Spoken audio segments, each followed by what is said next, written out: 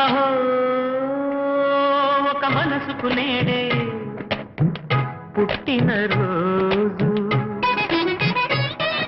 అహో తన పల్లవి పాడే చల్లని రోజు. ఇదే ఇదే కుహు స్వరాల కానుక, మరో వసంత గీతిక జనించు రోజు.